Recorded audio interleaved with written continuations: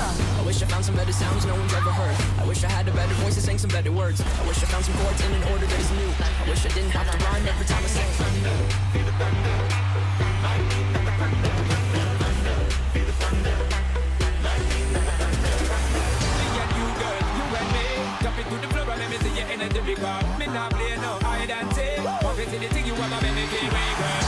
Wish we could turn back time to the good old days when the mama sang us to sleep, but now we're stressed out. I know you gotta be able to have fun tonight. Baby, I know you gotta be able to have fun tonight.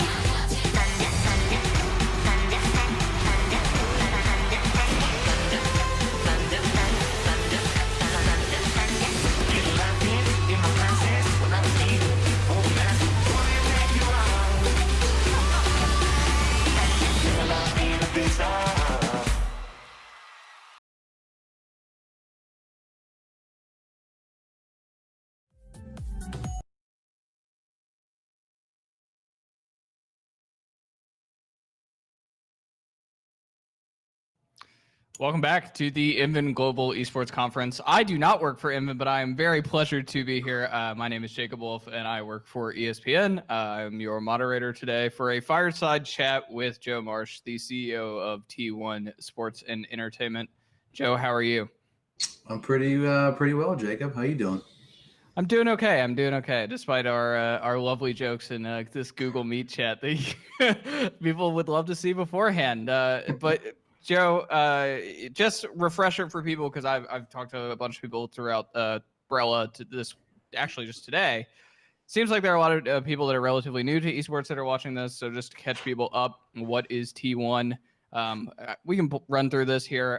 SK Telecom T1 was probably the most successful South Korean esports team in the entire country, particularly in League of Legends. Multiple world championships under that belt. And then this a little bit under a year ago, if I'm correct, around October of last year, it was announced that Spectacor, the ownership group of the Philadelphia Flyers and also the Philadelphia Fusion, had acquired a stake in a new organization that would own those teams with SK Telecom T1 to form T1, a independent organization with ownership parties from both. Is that the correct research analysis? That's that's absolutely correct. Yeah, we October was the date we officially formed. Took us about a year to do the transaction, but that is our history. Obviously, T1's been around since 2004, but in this iteration, 9 months. Nice. Yeah, I think some people may just see it now as this global thing, but it certainly has a little bit more legacy. And actually, that's part of this conversation, is how you've been able to make it into a global entity. But really, I want to start off with the real hard hitters here, capital J journalism, for the viewers there at home. So this may or may not be from my evil doppelganger on Twitter, and that to ask, how close was T1 to signing the Shy this past offseason? I mean, you'd have to ask his side. I don't talk about players. I don't talk about players that are under contract at other orgs, because I would hate if someone from LCS tried to talk to Faker and he didn't laugh. But yeah, I mean, look, we had definitely had conversations with them at a hotel in Korea when they were there, and my phone never rang. So, but we'll see. I think it worked out for us. I'll take Kana, develop the youth we have. But yeah, 100%. He's obviously a great player, but anyone would love to have him. So part of this conversation is about a couple different things. I think one is sort of profitability in esports, something that is like the continued conversation of everything. And also, I just think long-term vision for what a successful esports business looks like. I find this particularly pertinent right now because the LCK is the last league to franchise and will be doing so at the end of this year. You all have actually, Comcast Spectacor, have been around the Overwatch League for almost 3 complete seasons now at this point, getting in before season 1. So I guess to you, how would you define esports business success? So I guess it depends on what you're using esports for. If you're using it just as a diversification model, if you're a conglomerate, and that's what you're trying to do to get younger or obtain an audience you can't obviously get in your traditional line of business, there's one way. There's obviously the endemic esports orgs that is solely their business, and you see Jack at Cloud9 is probably the best example of that in terms of growing something from scratch. And building an org. But for us, success, I think for us looks like not only team ownership, which we have really great teams. We're very fortunate there, have great talent in our players, but it's what you're doing outside to diversify your team holdings. So for example, 100 Thieves does really great with the lifestyle merch, and FaZe Clan does really great with content. So everyone kind of needs that anchor to what else they're doing other than just team ownership. And I think with us at T1, we'll have a bunch of projects drop later this year, but we're going to explore the entertainment side of our name, T1 Entertainment and Sports. We're owned by two media companies and a sports company, so we understand the avenues to go on the entertainment side, and I think we'll definitely want to explore that. But you need a hook. You can't just be profitable on esports teams alone because it's too competitive on salaries. You might have a roster that's cheap to start with, but as they rise up and succeed, those salaries are going to go up. I mean, the average salary of the LCS has jumped up even in just this past year, thanks to some of the signings this offseason. What's really interesting is with the LCK set to franchise at the end of this year and making those partner selections, I've talked to a lot of American and Western world executives from Europe as well that would want to jump in at the opportunity to be a part of the Korean esports ecosystem. It seems like it's the one last part that is not sort of formalized in the way that Europe, China, and North America has, which is odd considering the history of esports in Korea at large. That said, when did you all make the decision that was what you were going to do with Spectacor, to take things bigger rather than trying to apply to something else and do it on your own without T1? So we actually intended to go in on our own. Tucker Roberts and I made our first trip to Korea in March of 2018 to go get a lower tier esports league team. We didn't think SKT was obviously for sale or any of the big ones, so we were going to look at some of the smaller teams. And then with that trip, we had a bunch of meetings, but it was like, come back in October when Worlds was there, and then we'll talk to you. So we showed back up in October in Worlds, and that's when we started meeting all the teams. And it just kind of so happened that SKT was spinning out T1 at the very moment we were in town. So they were our last meeting. We showed up to the T Tower, and we explained our vision. They explained what they were trying to do, and it was kind of a perfect match. I mean, two big companies usually don't kind of pair up together. And it took us about a year, but we were fast friends and definitely aligned. So we got lucky in the sense that it was kind of serendipitous that they were spinning out. We were coming in to look for a team because once we had the fusion, we knew that we wanted to get into Korea, and we wanted to that's kind of like the epicenter of esports in terms of globally and the top talent. We just didn't know how to do it right away, so we had to make trips there, and definitely obviously happy the way it worked out because. There's not all partners are created equal, and there's no other SKTs lying around Korea right now. So we were very fortunate. So let's talk money here a little bit. I think that it's an important part of this conversation. You are uniquely positioned in the sense, although there are other teams that have this, but not separated by the continent that continent difference that you are. You have the Philadelphia Fusion, which the franchise fee for it paid over time is $20 million plus whatever else you're investing into that to actually operate the team. It's a lot of money. And you're having to also build up T1 as an organization. Obviously, you've made a very recent and large investment into Valorant, recruiting some of the best players in there and also holding a tournament nonetheless. And then also you have the most successful League of Legends player of all time, whose salary is rumored to be pretty enormous. So that said, from a money perspective, like what to you, how do you make that back when you look at the various different avenues of business you are, when we're talking, half $100 million, $50 million here to probably operate everything at the end of the day? So, I mean, for us, we're pretty fortunate that we have a lot of, key brands that are interested in partnering with us. Prior to us coming on, that was never really a focal point to bring a commercial program into T1 because it was part of SKT. They were pretty content on what they were doing inside the sports division. I think for us coming in, we saw an opportunity there that obviously it was untapped. You have the greatest player of all time. You have the winningest franchise of all time. So how do you start bringing in brands? I think, you saw us bring in Nike. We brought in BMW, Logitech, Samsung, which is like a big deal because that's literally our chief rival, Samsung White, like all those guys coming up. And we joke with them that they made the right decision partnering with T1. And they joke that we have 5 championships now, which is not the case. We still have 3, but And then for us too, we're very fortunate on the streaming side, having those media rights from Twitch and Douyu, and being able to use our talent to invest there.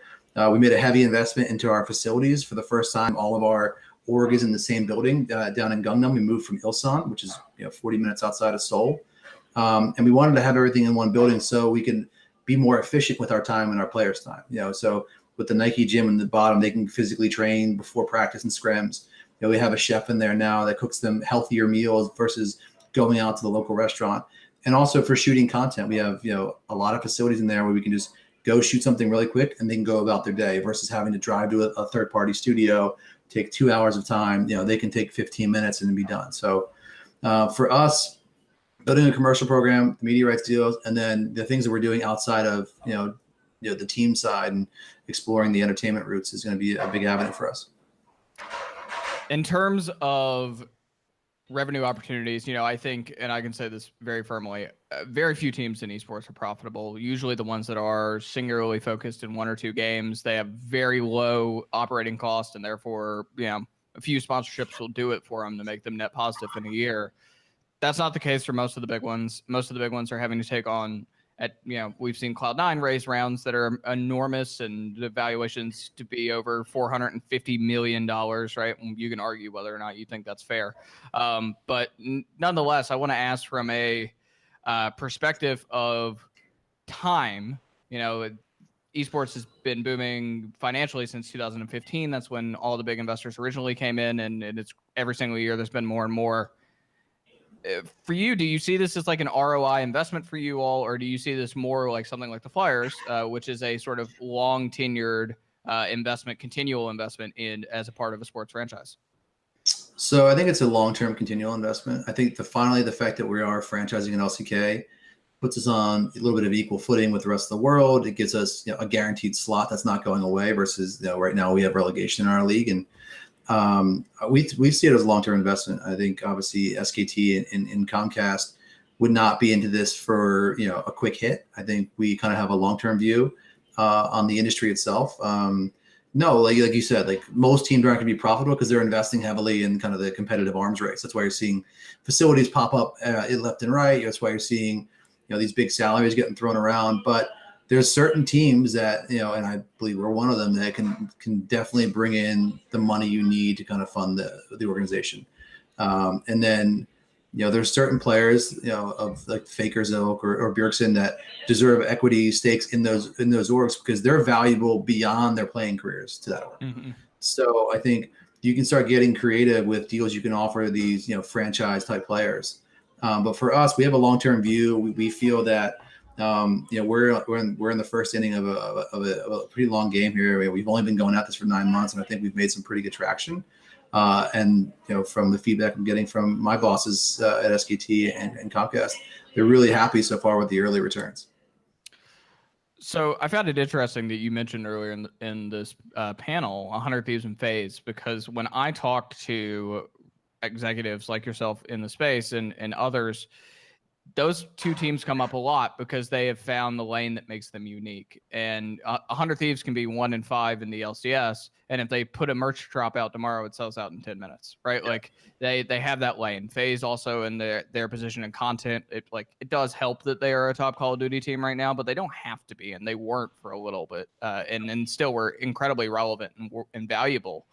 From a lane carving perspective, I mean, what lanes do you think are available? And I guess what is T1's lane in your opinion, other than being a dynastic League of Legends team in South Korea? So I think we're in a unique position because we're already in Asia, right? We're hugely popular in Korea, obviously the top team in Korea. We're very popular in China and Southeast Asia. We're just not here in the States yet, right? We're not here in North America. So now with Valorant, we're coming. Here we come. Our team's gonna live out in California in the next few months. Like we're planting our flag. The difference between us and everybody else is most teams are here in NA are trying to go to Asia, and it's not an easy nut to crack. You can't just show up in Korea or China and like be popular. You have to kind of work at it. So we're gonna do the reverse of everyone else, where we're coming to a market that obviously I'm very familiar with, being from North America. So we have that aspect. I think Nadeshot could shut down all of his competitive teams tomorrow and still have a very successful business doing what he does on the merchandise side, right? He doesn't need, like you said, doesn't need to have these teams. he's a top tier pro from his career, so that he has the cachet for that. So for us, I think we're gonna make our mark. Not on the merchandise side because we're partnered with Nike. We'll do really cool drops with them, but we're not going to create custom lines like you're seeing some of these other teams do. I think what we're going to do is on the content side, explore our media roots and leverage our kind of East-West ownership group to expand what we're doing with T1 here in the States and bring Korean entertainment here to the U.S. What do you think if you had to give advice, right? Because we've seen yourself as sort of buying an existing brand, or at least buying an equity stake in an existing brand in SK Telecom T1 to sort of cover the Asian market. And we've seen the Gen G model where they go and they buy the team and they build the brand, right? And then they obviously have the South Korean Overwatch team and they sort of, try to pump themselves into that market, even though they are American owned. When you are talking to some of your fellow executives, I mean, what is the advice that you are providing about cracking into the Asian market? I think I talked to a lot of the prospective owners that were from the West that were trying to come to LCK franchising, and my advice to them was get a strong Korean partner, because without it, you're going to fail. I mean, no matter how strong you are here in NA, you have to have strong Korean roots. That's how business gets done over there. I'm very fortunate with SKT where they can open up doors for me. And leverage relationships they have for commercial partnerships. So we've been very fortunate. We're about to announce our banking partner, in a few days. So, and that came through a relationship with SKT. So to get into South Korea, you have to have a partnership on the local level. I mean, Generation Gaming did that with, even though they're West ownership, they do have those Eastern roots. And for teams to succeed, to come over here, especially the ones that I know or heard that are trying to come to LCK, you got to have a good partner. I know a couple of them have partnered with some current teams on their bids, but got to have a strong partner. But like I said before, not every partner is created equal. Just because you're a South Korean company doesn't mean that you have the same kind of ability to do the things that an SKT does or a Samsung.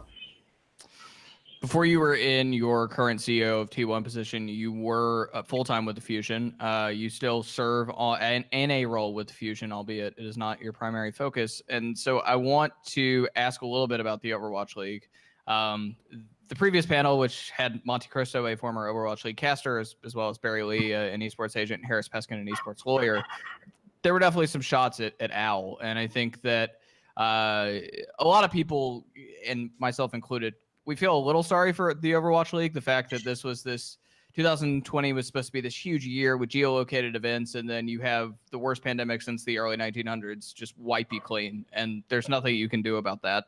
But in discussions I've had with a lot of people around this industry is that there were things that there were financial exposures more generally in the industry, teams, leagues, etc., who were kind of already on a path of destruction or path of failing, and COVID has kind of sped that up a little bit more. When you look at what's going on with the Overwatch League, what do you think the future is for them? Is there any way to recover from what 2020 has been? I think there is. I mean, you look at the Fusion. We hosted a highly successful sold out event in February, right before COVID hit. So for us, our market was hungry for it and definitely supported the live event. Right now, we're all online. So I'm giving them, you have to give them a pass for the 2020 because the model hasn't been had it. We were in LA for 2 years, then we had 1 month and then COVID. So we haven't had the chance to really, put Bobby's vision, of the geo-based team in market. So I want to reserve judgment. Obviously, some teams are, maybe hurting a little bit because, they were banking on those live events. And as we're worried, we wanted to host live events and, make a big spectacle but I think you have to give them a pass. Now, if this bleeds out again to 2021, what does that look like? They might have to get creative with the model. But I mean, I think for 20, I don't think you can really judge it until you see if we can get these events off or not and how you can keep costs down while doing those events. I will go out on a limb here, and I've said this on other programming. I would be so stunned if by 2022 we see the exact same set of ownership groups in the Overwatch League. I think there are a few that will probably leave, and these teams will be sold off to somewhere else. And there are probably some moves that people can read the tea leaves that those are already being set up to do that. Is public information.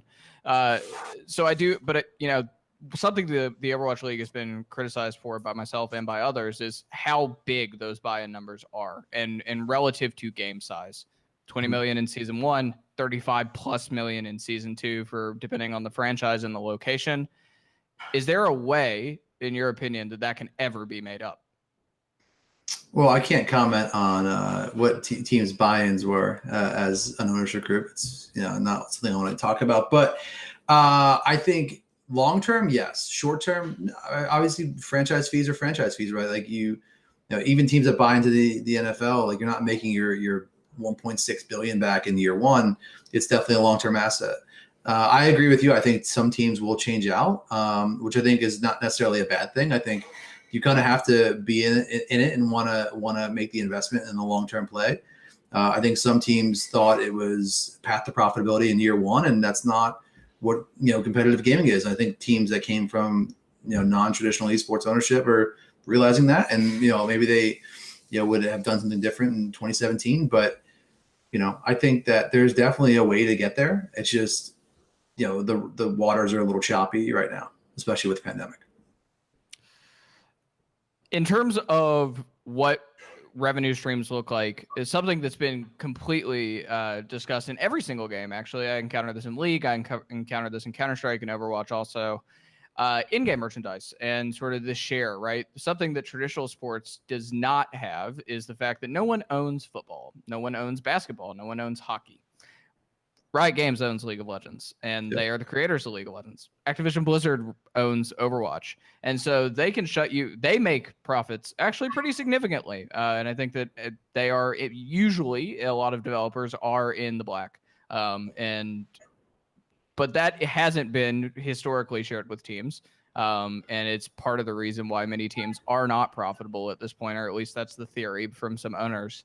From a negotiation perspective, when you are having discussions with Riot or you're having discussions with Activision Blizzard, what sort of opportunities do you think there exist to create revenue that are not being tapped into right now? So I think definitely the co-stream opportunity to allow teams to co-stream their matches is an opportunity, especially if you have a big influence. Like we have Wolf in Korea, who does 55,000 concurrents when he's streaming league matches. I think there's an opportunity there. I think with Riot specifically, the new in-game signage on the Rift, like the banners, there's definitely an opportunity there. Dota already does that, so I think that's a really good one if they can give a share of voice to the teams, especially in the LCK when we're franchising. I think on the uniform side, there's currently things in place that you can only have so many sponsors, and I think a big opportunity, especially for some of the big, T1, TSM, Liquid, the big center football style European center logo is one that if you can retail that product and have it in game and get exposure, there's a good opportunity there.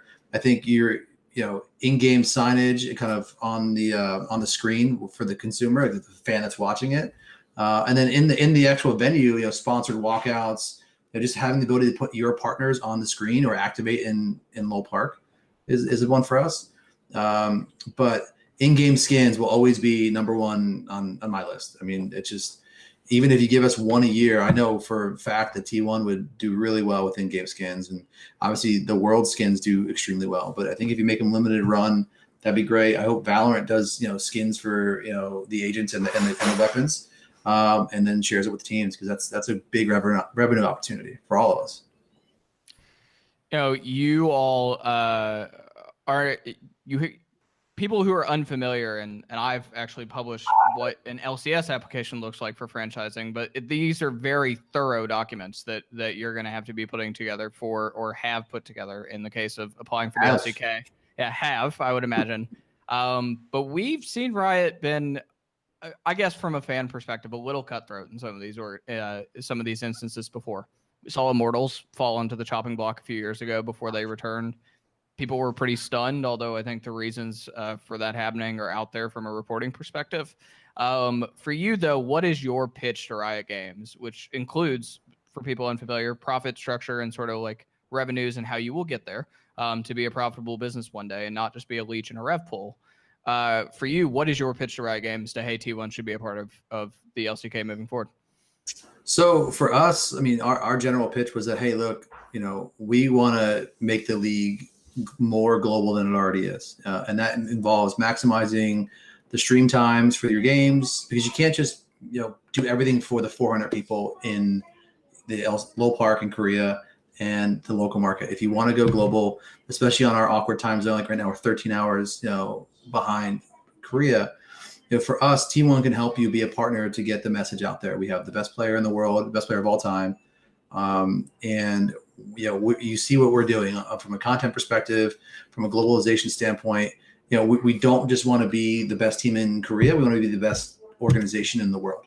And I think they need partners like that. And we've told them that when you look at outside investors, having strategic partners is more important than having financial investors come in and dump a bunch of money in South Korea, because the partnership pool is not as big as it is here in North America or even Europe for that matter. And you need to have strategics that can open doors that are not currently open for you. That's why we've been pushing for, going with an 8-team league next year versus a 10-team league. That's a tough decision that they're going to have to make. But if you don't have 10 top tier owners, there's no pain point of just waiting, giving 8 franchises away, and then waiting for those 2 slots for the following season. It doesn't diminish what you're doing at the LCK. So for us, our pitch was like, look, we're historically one of your top teams. We're 9-time LCK champions, 3-time world champions. We're investing heavily, as you see, on our facilities, because a lot of the questions were about what's your plan. So we had a very detailed answer to that, and we're invested already. We invest right now like we're franchised with the money we spend and invest into our players and coaches and our staff. So for us, nothing will change. Just the added bit of maybe some revenue share and some in-game items. One of the questions we have from the chat from James Blacksum asks, what draws you to invest in a certain game versus another? And I'll add to that, why Valorant over Counter-Strike? So I'll tackle the first part first. We view games as either tentpole or brand extensions. So League of Legends, tentpole game, it's been around forever. It's not going to go anywhere at this point. We view Valorant as a tentpole game, and we believe in Riot's ability to create a global ecosystem. Why Valorant over Counter-Strike? Our challenge with Counter-Strike, one is, the game itself is not something that a lot of brands want to put their names on, which is tough because it is a first-person shooter. There's the stigma there. But for us, it was more on the fact that I would have to either overpay for players or have a bottom-tier roster. And for us as a brand, having the 10th place team in the Flashpoint or in ESL is just not conducive to what we want to do. We want to win championships. We want to be top-tier teams. So with Valorant, we saw an opportunity to invest early. We grabbed Brax pretty early on in the process, and then he helped us slowly build the team. That's why Valorant over Counter-Strike, because the barrier to entry was low because no one was there yet. That's why you've seen us go in so heavy on Valorant with hosting 3 events already, getting the first Ignition Series event, and then obviously having a pretty well-known 5-stack. We've seen a lot of teams, not just in Valorant, but in other games also turn towards events as a way to sort of expand their brand. I want to ask, since this is a question, or this is a chat about profitability and revenues, is that a revenue opportunity that you see is very fruitful moving forward, being able to host events? Yeah, especially now that the industry has proven that you can do really, good live events online. So fortunate for us, Comcast Spectacor owns a piece of a company called Nerd Street Gamers, who's our production partner for all of our live events. And they make it seamless. I mean, they have a lot of people experience with both traditional and esports events. And they've been, invaluable for us in terms of getting these events to be as in person as possible while being online. Making sure that we had interviews for the Edition Series event, making sure that we had an extremely competitive format, all while making sure the thing looked great. And we were very fortunate. So yeah, for us, partnering with someone like Nerd Street makes the events profitable. I'm sort of curious for your perspective. You guys are in other games also. You picked up MKLeo not too long ago. Obviously, one of the most successful Super Smash Bros. Players in the world. Do you see events going outside of Valorant for you all as well?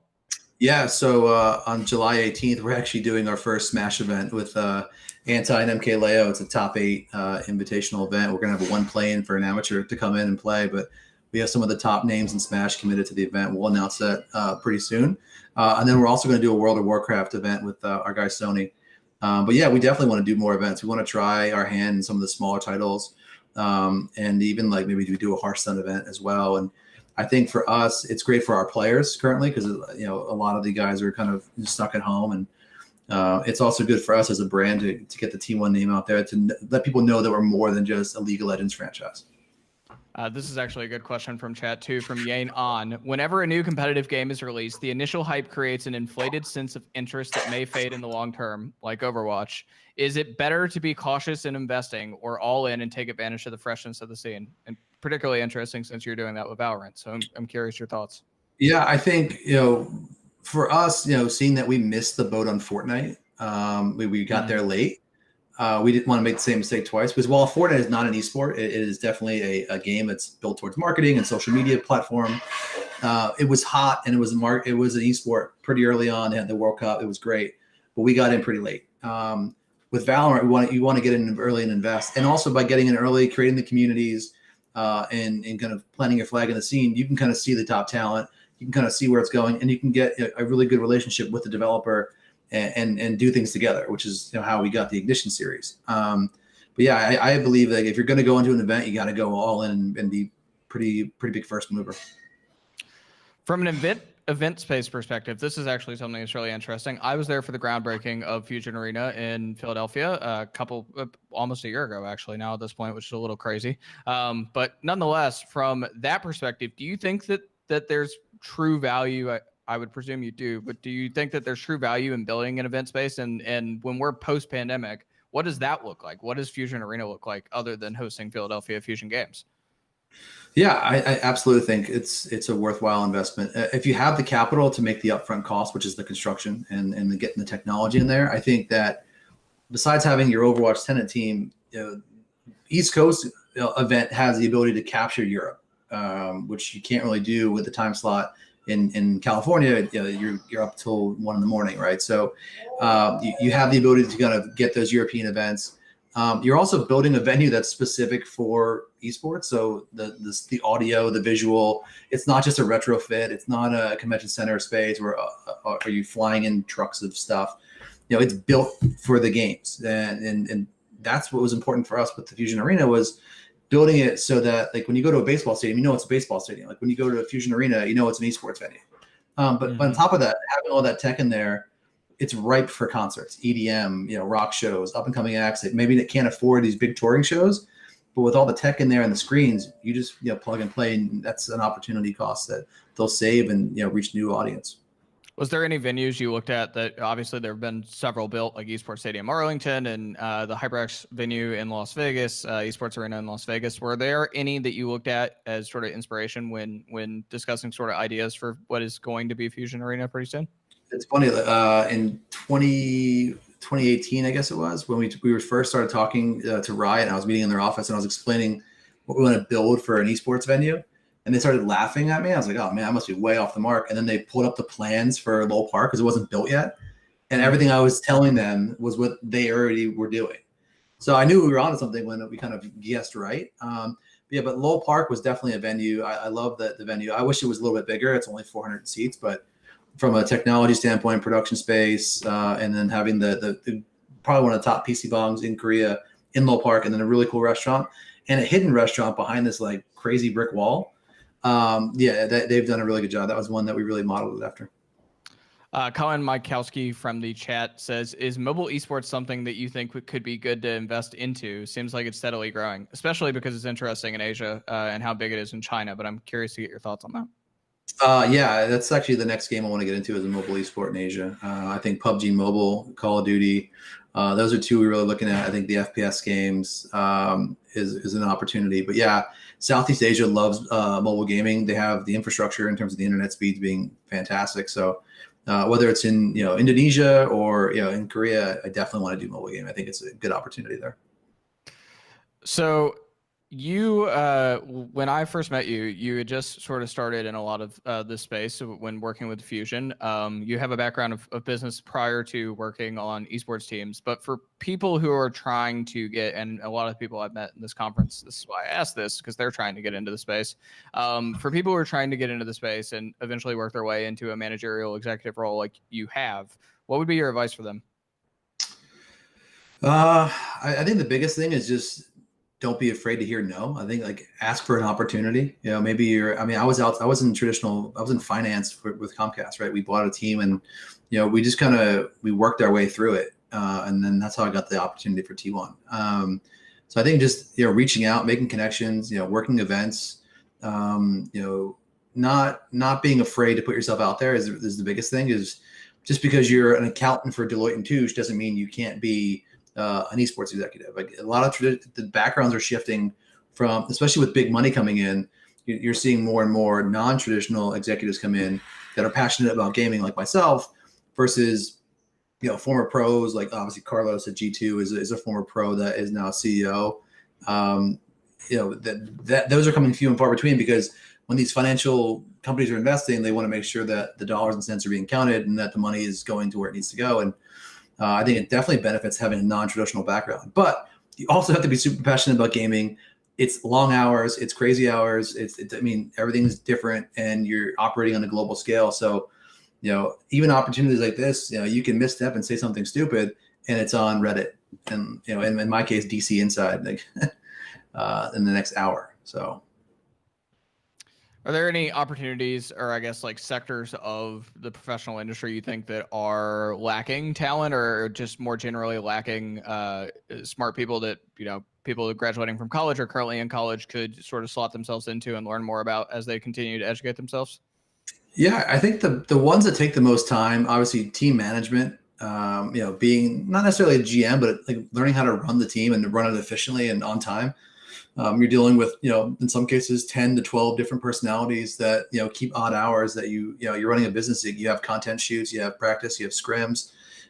You need to run on that. I think videography and content, as more and more teams build their own content teams in-house, because who better to tell your story than yourself?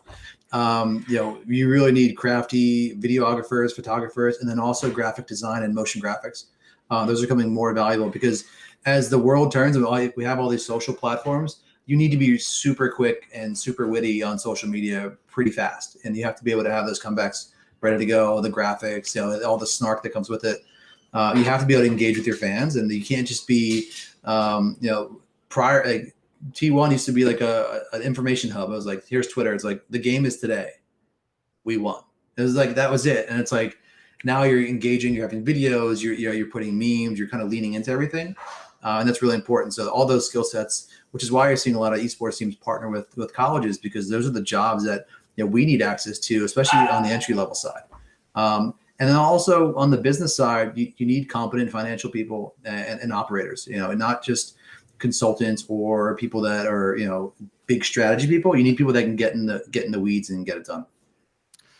I'd be remiss not to ask about this because of what's going on both in the greater world outside of esports and both what's going on in esports. And for those unfamiliar with what I'm referencing, there's been a really huge conversation in the United States over the past couple of months since the death of George Floyd about the way that people of color are treated within both the workplace and just in life at large. And then also in the past couple of weeks, there has been a discussion about how women are treated within esports and gaming, because there have been more than 200 women come forward with allegations of various different types of abuse against powerful people within the space. You're an executive of a big organization. I've met some of the people of color and some of the women that work for your organization, but from fostering a both inclusive and safe environment for those people and recruiting people who are not given as many opportunities as some of us white men, what are some of the initiatives that you are taking and would advise other esports orgs to take to make sure that their orgs are both safe and inclusive? So I think from a recruiting standpoint, you have to look outside of your kind of esports bubble. Like there's a lot of talented people that aren't necessarily in gaming that are passionate about it, that can do a lot of the jobs that we have available. I think you have to, find those diverse candidates and give them the opportunities. Because a lot of it is who you know right now, right? It's like, oh, I knew you from Team X, and now you're going to come over with me over here. For us at T1, inclusivity is really important, because especially being, operating in the States and Korea, we have a unique platform and an opportunity to be a voice of good in the space. And I think for us, we just want to make sure that we're setting a good example, whether it's our staff or our players. And we talk to our players a lot, especially about toxicity in gaming. And what we stress to them, and this goes down from Faker down to Brax, is look, if you're in game and someone's being toxic, whether it's in chat or on voice comms, and you do nothing and you stay silent, you're part of the problem. And we don't stand for that at T1. Right. And so they have a platform. They need to, see something and say something. They don't be silent, because silence is accepting it. And which is half the reason we have a lot of these problems. And, all the events you kind of referenced leading up to me answering this was that those instances and all the horrible things we're reading in the past week are reasons that'll make gaming not ever become mainstream. It will be stuck where we are, because it's, right now it's proving to be not an inclusive place at a lot of the places. And, to be inclusive is to have safe environments for employees and players to feel comfortable, playing your games or working at your facility. And, I hope what comes out of a lot of it is, the conference circuit changes a bit and what goes on there. Because, like I tell our guys, nothing good happens after midnight. And, we have to change kind of the environment that we're creating ourselves as an industry. And hopefully we can do that in the new iteration once COVID goes away. And from a initiative perspective, I think a lot of people, and I see this in sports as someone who works for a sports media company. You work for a sports company also in Comcast. A lot of people say, well, I don't want to hear about this. This is my safe space. Gaming is my safe space. Sports is my safe space. Stick to sports. Shut up and dribble. I think for you, speaking up as an organization and standing for something, how important is that? And also, what is the best way to do that in your opinion? So this is like the internal struggle that we have, because a lot of times, us or others are doing things behind the scenes and not necessarily promoting it with a tweet. And I think just because you put a post out there, that's not the end of it. Even if you did that, like there's so much more work to be done than just saying, a couple words on a tweet or a post. And, it's about action and combating inaction. And for us, and other orgs too, I think like you have to understand that there's a lot going on behind the scenes, that they might be doing things that we just don't publicize. And that's a good thing. Like, I don't think you have to like self-promote yourself every time you're doing something that you should be doing anyway. Right. I think, where we're at right now as a society, we're missing some opportunities. I think, orgs are starting to realize that. I think you're seeing a lot of things, getting cleaned up, and it is a lot to get done still, but you just need the opportunity. You have to use your platform. There's a reason you have 5 million followers, whatever it is. Like, go do something good with it, and don't just try to sell us merchandise or win games. Is that a discussion that you've had anytime recently with publishers who are creating these characters and sort of what is representation in games? Yeah, well, I think, you look at Overwatch, I mean, say what you want about the league, but that's one of the most inclusive games. I think Riot's getting better. I mean, I think you look at some of the early characters and now it's kind of, not great, but, I think publishers are, definitely keenly aware of kind of their position in all this and how games need to be representative of kind of the society at large. So, I think it's definitely a good conversation to have with them. And I think they're having that internally. I think they're the employees of a lot of these companies and a lot of these media companies, social media companies especially, are holding the feet to the fire of their executives. And I think that's a good thing. I think it's only going to make for better games, better social media platforms. And you just hope that the movement kind of, has change come of it this time, because there's been a lot of movements in the past, but I'm hoping that this is the one that kind of gets it done. Well, I think I can agree with that 100%, both from the racial perspective and from the gender inclusivity perspective. I hope both have their effects on our industry positively, in a sense that people sort of look at themselves in the mirror and reflect both about who they work with and themselves. So that's going to be it for us. We're going to throw this back. There are more panels later today, so stick around. Also, if you want to give either of us a follow, we appreciate you joining us. We hope this panel was informative. Thank you, Joe, for providing many good answers. You can follow Joe on at Joe Mar, M-A-R, on Twitter. You can follow me at Jacob Wolf. Thank you for joining us for this panel at the Inman Global Esports Conference. Stick around when there's more programming later today.